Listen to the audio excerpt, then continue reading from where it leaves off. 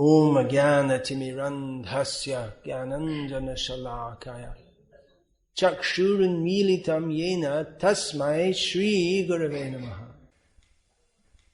Glorify Srila Prabhupada. It may seem to be repetitive. We've heard that all before.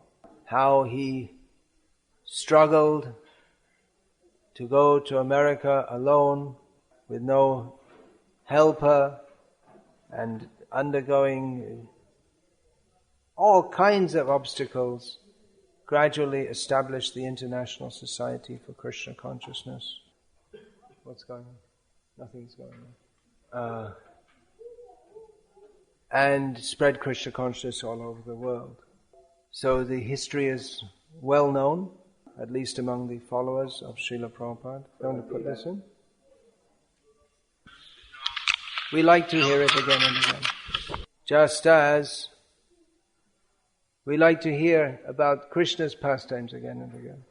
We like to hear Krishna's teachings again and again. It doesn't become stale because these are ever alive transcendental facts. Krishna is Satchidanandamaya, eternal, blissful, fully conscious, knowledgeable. So this material world, it is simply a perverted reflection of Krishna's spiritual world, which means that there's some flicker of the Satchidananda nature, but basically the nature is Asat Achit, Nirananda. The nature of this material world is everything here is temporary, everything here is miserable, everything here is of the nature of ignorance. So something that gives pleasure does not continue to do so. It soon becomes stale. But in spiritual existence, everything, because it's living, it's sat, it's not dead or meaningless. Therefore, it continues to give pleasure. It's not subject to decay or depreciation. So, hearing about Krishna, that is always pleasing to the devotee, even though we've heard many times, the pastimes, but we like to hear again and again. And similarly, the glorification of Srila Prabhupada, it might seem, well, we've heard that all before, but we like to hear it again and again. If we don't like to hear it again and again, that means that we are not on the Satchidananda platform. The fault is with us. If we find Krishna consciousness dry, stale, or boring, the fault is with us, not with Krishna. Just like daily we have the program of the same temple program every day. And even the classes, it's similar subjects. But Krishna and Krishna consciousness are always fresh. Therefore, even hearing the same subjects again and again, we feel refreshed by doing so. If we think we have to bring some new stories in or some new tricks in, it just suggests that we're not on the spiritual platform at all. We have to find something better than our previous acharyas gave. There's nothing better than what our previous acharyas gave, because they gave Krishna, and nothing is better than Krishna. We just sung the kirtan composed by Srila Bhakti Siddhanta Saraswati Thakur, listing the names of the prominent acharyas in our sampradaya. And it's more or less a list of names, and just stating in connection with each name that each was considered himself the servant of the previous acharyas. So this song was written by Saraswati Thakur, who presents himself as very fallen and lowly, even though he is exalted to an extent that we can hardly begin to imagine. Being covered by material consciousness, we cannot appreciate the value of a devotee. And even when we come to the spiritual platform, still we find ourselves wholly incapable of appreciating the greatness of the great acharyas. So after the disappearance of Srila Bhaktisiddhanta Saraswati Thakur, many of his disciples started to offer initiation, and therefore in various branches of the Parampara which continued after Bhaktisiddhanta Saraswati Thakur, the last lines of this song are adjusted in different ways to glorify the particular guru who is initiating the group of devotees who are singing that song. But it's not that simply by giving initiation that one becomes on the level of the acharyas who are mentioned in this song. There have been many initiating gurus within the Gauriya Parampara.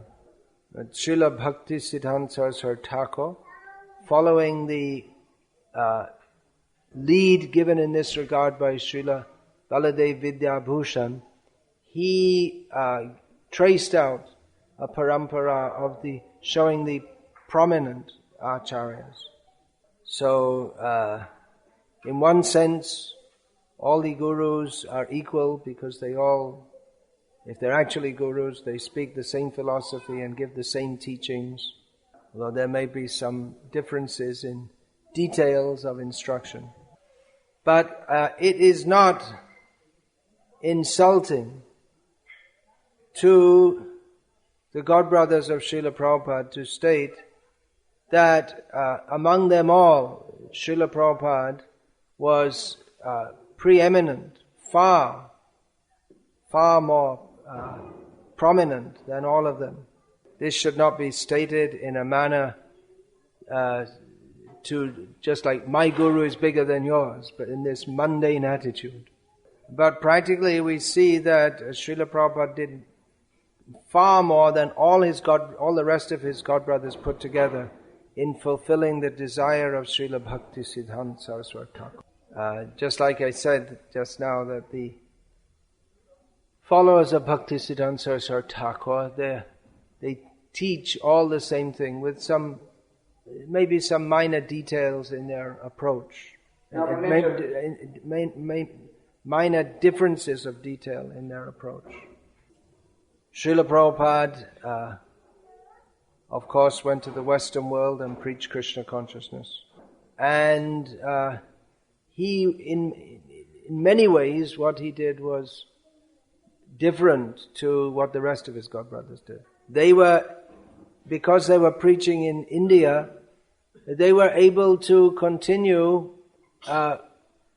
in more or less at least in form, if not in substance and spirit, they were able to continue propagating and practicing Krishna consciousness in more or less the same way that had been given by Srila Saraswati Thakur. But Srila Prabhupada, coming to the Western world, found a completely different paradigm to that of the India he had lived in for all his life up to that time. The circumstances were so different to those in India that before Srila Prabhupada's going, no one believed that he could have any success in establishing Krishna consciousness in the West. No one took him seriously. This Sumati Moraji and her sponsors, and her workers or her employees, they didn't want to give Srila Prabhupada a passage to the West.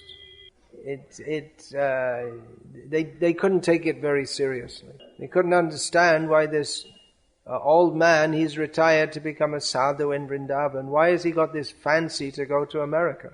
He says he wants to spread Krishna consciousness in America. It's an old man's, it sounds, like some quaint old uncle, nice old man with some nice idea, crackpot idea, but and you don't take that seriously.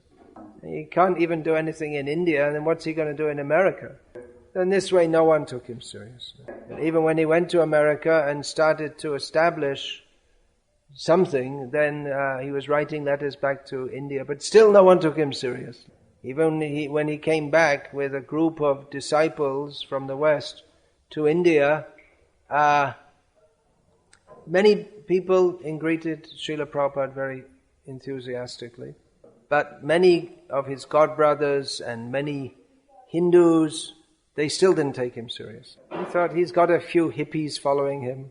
They cannot be Hindus, they cannot be Vaishnavas. For them even to attempt to do so is wrong.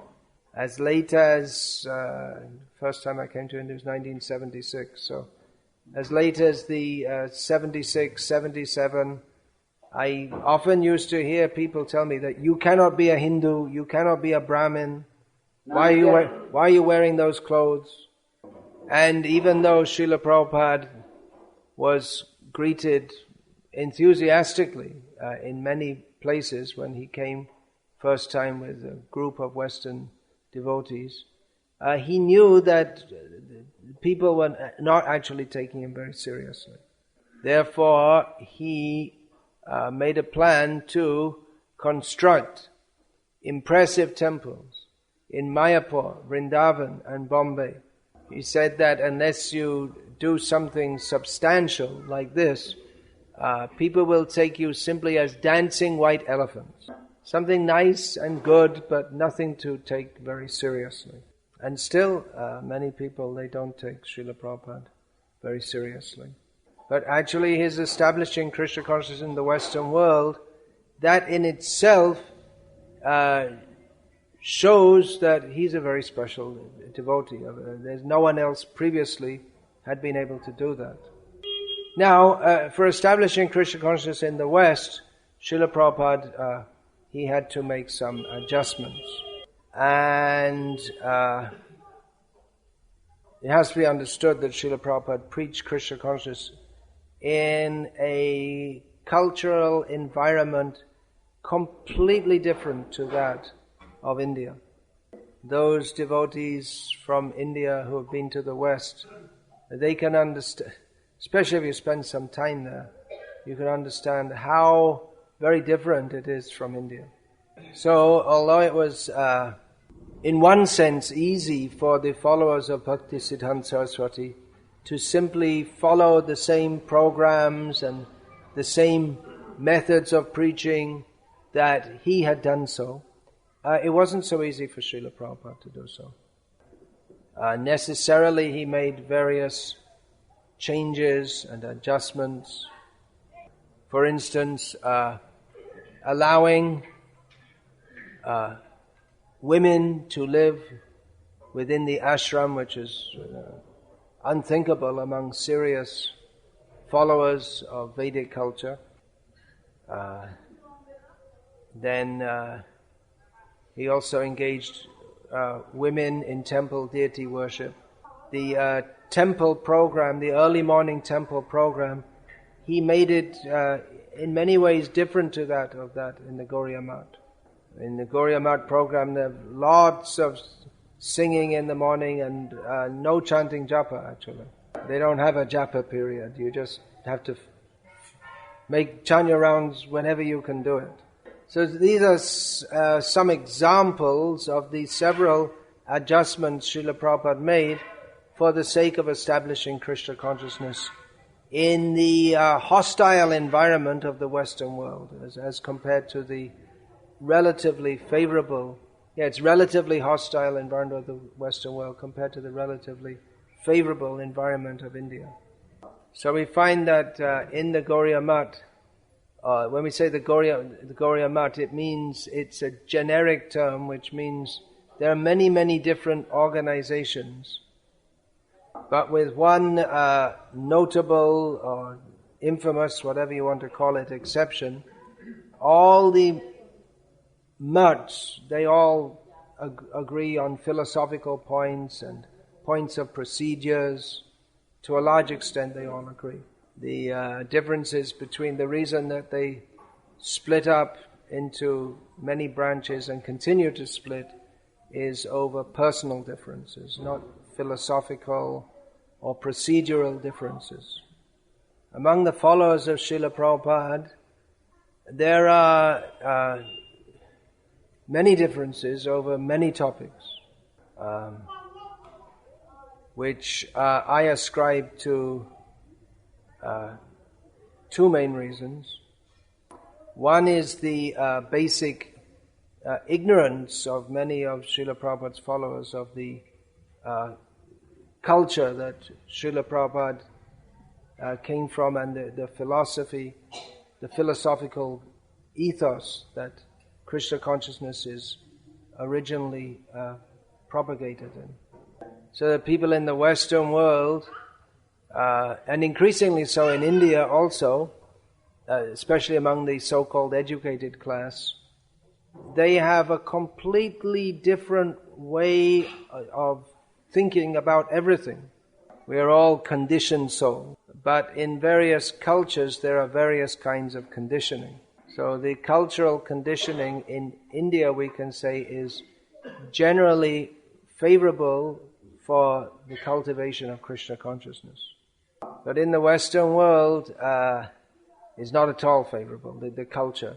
The devotees, even without knowing it, their whole approach to Krishna consciousness is very much influenced by the inculturation that they have. Just to give a small example, if devotees speak about being reasonable, how do you say it? You see, you can't say it because it's a Western concept. It's not an Indian concept. That proves the point. There's no word for it in the Indian languages. Normal? No, it's not normal. You see, it's in the Western world. Reasonable means that you should be, let me see. Well, I tell you what, let's look it up in the dictionary. It's an easy concept to understand, but maybe not to define. At least it's easy for me to understand. Reasonable. Please be reasonable and just wait, be patient here.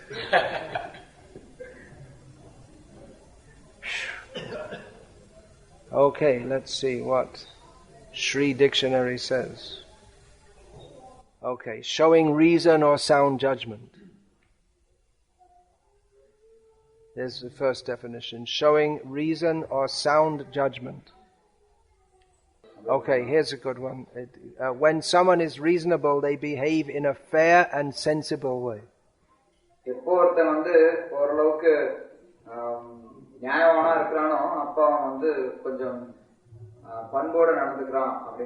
But again, what is meant by fair and sensible is very much subjective or according to the culture that one is raised in.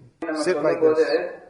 For instance, just to give an example, when according to the Western way of thinking, when Ramachandra, Bhagavan, repeatedly refused the requests of Bharat and all the inhabitants of Ayodhya to return to Ayodhya, it would seem that he was not acting in a reasonable way.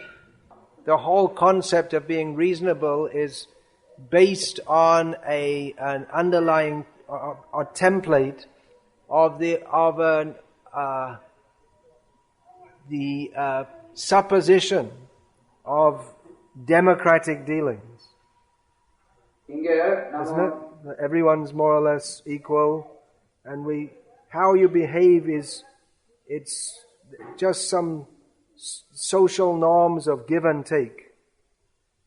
So if we talk about inferiority complex, for instance, it's Jung, I believe, made that, he analyzed that or whatever it is.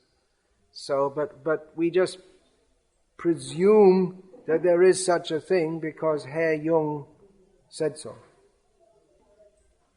Or we might presume that if someone is behaving unreasonably, it's because of of their childhood experiences.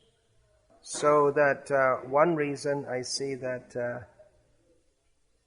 there's difference in the understanding between followers of Srila Prabhupada is, well, one reason is because the whole concept of Guru Mukha Padmavakya Chitete Korea Aika Arna Korea Mani, it's so foreign to the whole modern or Western way of thinking. So that's one reason I see that there are differences between devotees. That one reason is because of a lack of acculturation. Another, or very similarly related, is the idea very common in the Western world and increasingly so in India, that everyone should have their own opinion about everything. Not only are you entitled to your own opinion, but you should have your own opinion about everything. Otherwise you're just a fool, unless you have a different opinion to everyone else. Na savrishe yasya matang nabhinnam, something like that. And another reason, which is, again, it's interrelated, that I see for differences in the understanding of Srila Prabhupada's teachings, is that Srila Prabhupada did make many adjustments to the Western ethos, to the modern world. And some devotees, they think that these adjustments, they should be continued forever, or maybe taken even further. And others say that after that, Srila Prabhupada was just making adjustments which are not meant to be perpetuated, and that we should rather come to the original culture that Krishna consciousness was practiced in. So what's the solution to all of this? I don't see that there's ever going to be among the followers of Srila Prabhupada one opinion over the whole approach to Krishna consciousness.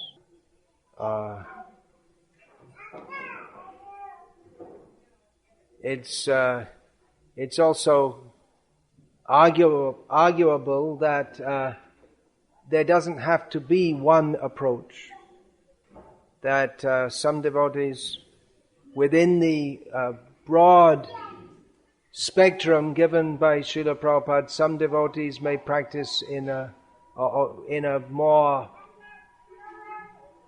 lenient style, you may say, and encourage others to come to that lenient style, and others may be more strict or more traditional. To better understand the intentions of Srila Prabhupada, we can take a clue from this song that we just sung, in which Bhaktisiddhanta Saraswati Thakur says, Parampara jano bhalo mate. Understand very well what is Parampara. Clearly, the Parampara is not just a list of names, but who are the personalities and what did they teach? And why did certain personalities emphasize certain points more than others? That should be considered. It's a lazy kind of approach just to think that, well, someone's initiating, so they're in the Parampara. As if initiating was just like, having a factory job or something like that. Like in a factory, you do the same movements. Nowadays, I guess they do it by machine, robots. But you just do the same thing over and over again. So, here's some beads, here's some beads, here's some beads, here's some beads. What does it mean to represent the Parampara? Yeah, so by understanding who are the members of the Parampara, what are their teachings, we need to understand this to understand who is Srila Prabhupada and to represent him. Of course, everything that we need to be fully Krishna conscious is in his books. But at the same time, to understand those books in context, then we have to go to the context. Just like we see in each line of that song, it's stated that such and such was the disciple of such and such. What does it mean to be a disciple? How are these devotees, these acharyas, why are their names included and not others? These are controversial points even up to now. Why is Bhaktivinoda Thakur's Diksha Guru, his name is not included in that list? So you may think, well, that's an obscure point. What does it matter? But, in an ongoing controversy on following the teachings of Srila Prabhupada, that has become an important point. On the issue of whether or not there should be female Diksha Gurus. It's being cited that the line that Bipin Bihari came in, the Diksha line, there's so many women in that line, who are initiating. But we see that Bhaktisiddhanta Saraswati Thakur traced the Parampara not through the Diksha line coming from Janava Mata to Bipin Bihari to Bhaktivinoda, but through the line of the great acharyas who, but through where the teaching, where the strength, where the life was. It is pertinent to note that Srila Prabhupada, although he spoke profusely, day and night, literally about Krishna consciousness, we don't have any record of him even once mentioning the name of Bipin Bihari Goswami. So, this is an example of the kind of controversy that's going on between the followers of Srila Prabhupada. So, Parampara Jano Bhalamate. We should know well what is Parampara, what are the underlying principles, the spirit. Srila Bhaktisiddhanta Saraswati noted that it's only recently that the members of the Gauriya Parampara have begun to study their own Parampara. Study one's own Parampara means we have to study the other Vaishnava Paramparas also, because the Gauriya Parampara, it appears to take principles from other Paramparas. Chaitanya Mahaprabhu took various principles from different Vaishnava Parampara, various sampradayas, better to say.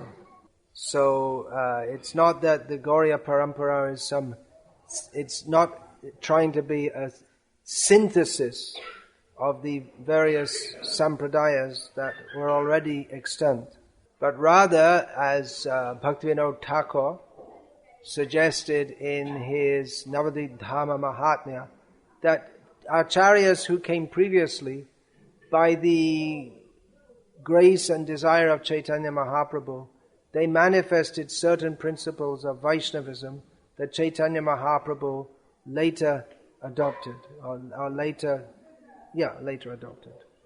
Not actually adopted, but it appears, taking a historical or chronological view, it appears like that. Sorry for the long sentence. So Bhaktivinoda Thakur, he started this work of examining the Gauriya Sampradaya, its history, its teachings, in relation to those of other Vaishnava Sampradayas. And Bhaktisiddhanta Saraswati Thakur, he took that work forward much more. He had many contributions to offer, but due to leaving this world, he wasn't able to bring into effect so many things that he wanted to do. Every acharya does that. He doesn't do everything himself. He leaves service for others.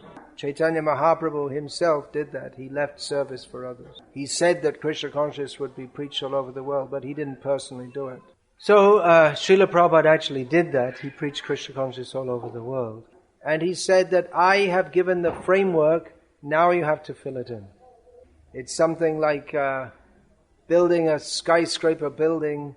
You put the basic girders and everything, but then all the walls, the windows, the fittings, there's a huge amount of work. The basic structure is there, but there's so much work to do to make it a complete functional building. So in the same way, to fulfill the mission of Srila Prabhupada, there's immense service to do. And a part of that is to study and understand our own Parampara. There's so much work to do in running around here and there, just trying to establish Krishna consciousness in the world, that philosophical pursuits, they may not seem to be very important, not urgent. But that is actually, that's very much needed. Because while we're going on spreading Krishna consciousness widely, unless we have a deep understanding of what is Krishna consciousness, what are the teachings of the Acharyas, then there's a high possibility that we will become detached from the spirit and the principle and the teachings of the Acharyas. And many controversies which have already arisen and will continue to arise regarding how to represent Srila Prabhupada. For finding answers to that, we have to look into the past and see what are the teachings of the previous Acharyas. How have they practiced and preached Krishna consciousness? Or rather, to help us to get answers. Yeah. So this may all seem very confusing. One approaches a guru to become free from confusion, as we see in the case of Arjuna approaching Krishna, Narad approaching Brahma, and so on. So there's no need to be confused.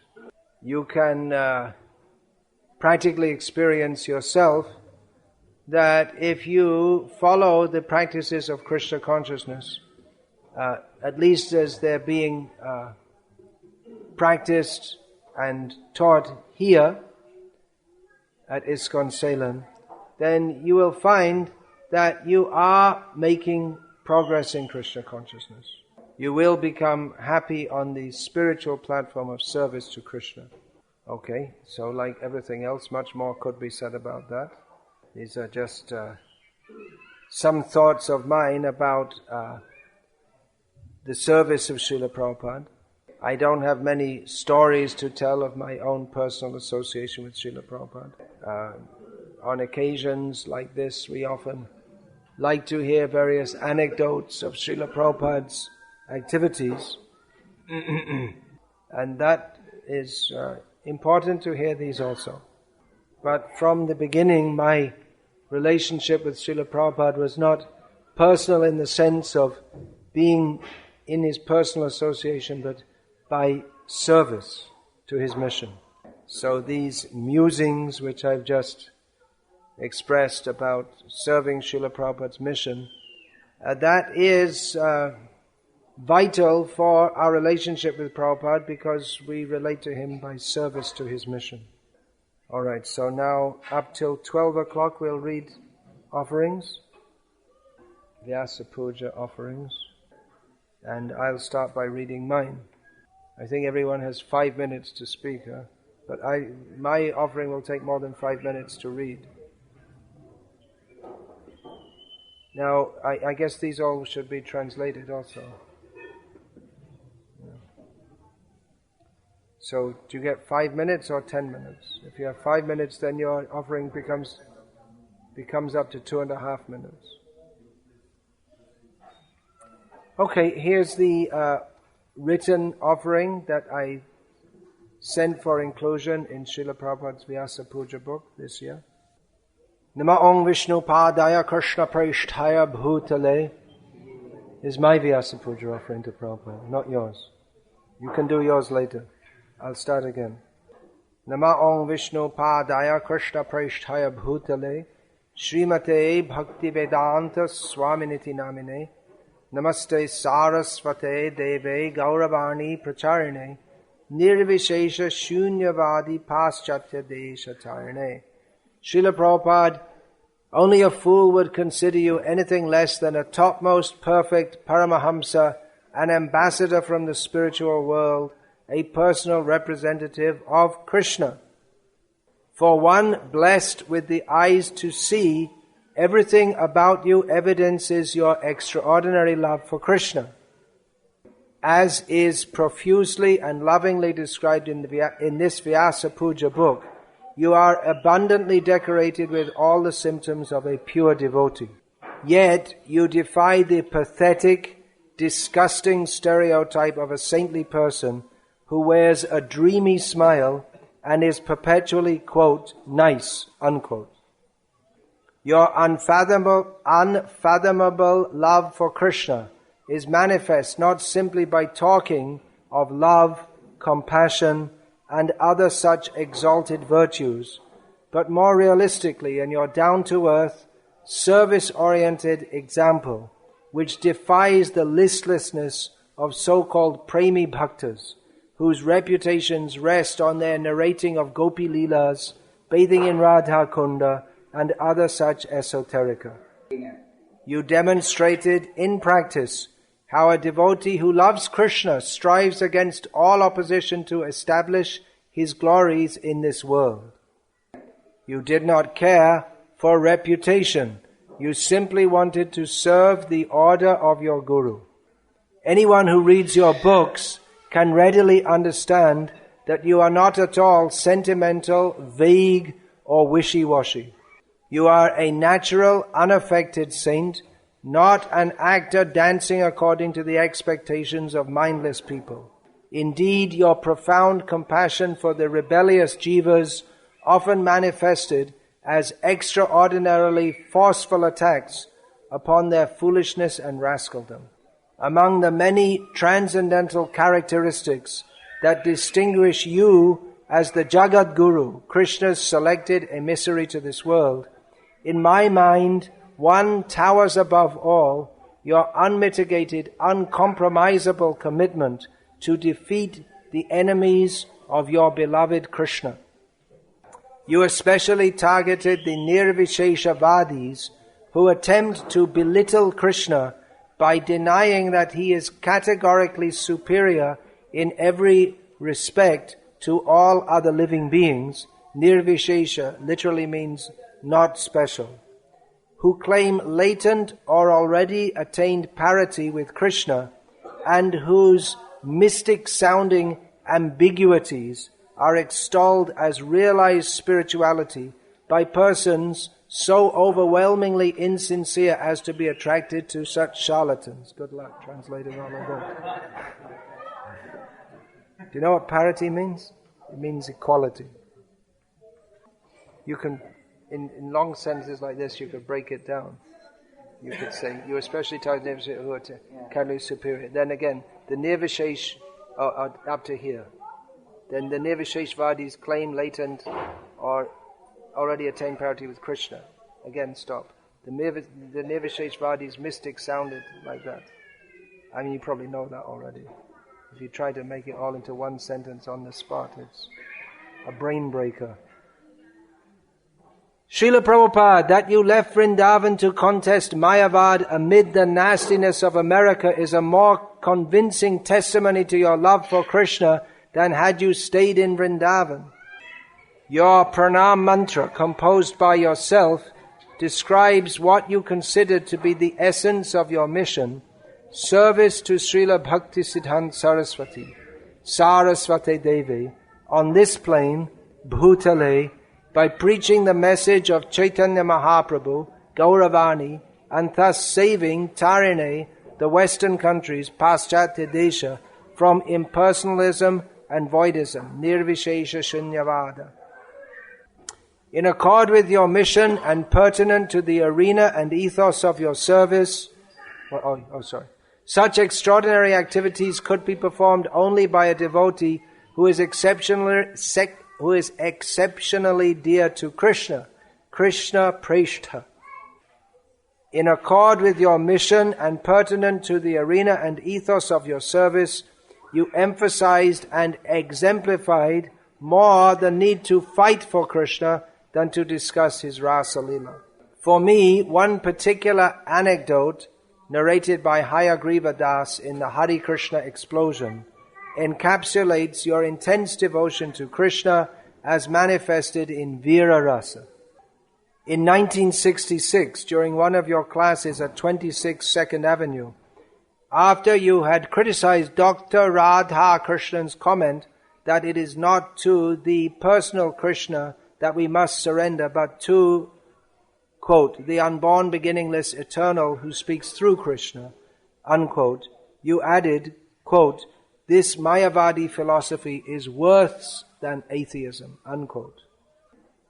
Thereupon Keith, the Mott Street denim-clad, quote, guru, unquote, later initiated as Kirtanananda Das, launched a long spiel in defense of Dr. Radha Krishnan and Mayavad. He rambled on about the, quote, self and the one mind, unquote, quoting Shankara and Huang Po, Buddha and Christ, Spinoza and St. Paul, while you, quote, Swamiji, unquote, sat on the dais, your complexion turning red. After Keith finally wound down, you asked him, so you have understood what we have been saying, that Krishna is God? Yes, Keith says. And that worship is due God? Yes, Keith says. Suddenly, Swamiji, red and furious, stands up. Then why do you want to take it away from Krishna? He roars, shaking the small storefront. It's Krishna! It's Krishna! He slams his hand down on the lectern. It's no unborn within Krishna. It's Krishna. We all sit stunned as if a lion had pounced on the dice. Prabhupada continues, Krishna, the Supreme Personality of Godhead, is directly telling Arjuna, to me, worship me. And Dr. Radha Krishnan says that it is not to the person Krishna, but to some void. Just see what a nonsense rascal. Do you want to worship some unborn void instead of Krishna? Krishna is the absolute truth. His body, mind and self are absolute. And he says, think of me, be devoted to me, worship me. And even Shankara says, Bhaja Govindam, Bhaja Govindam, Bhaja Govindam, worship Govinda, worship Govinda, worship Govinda.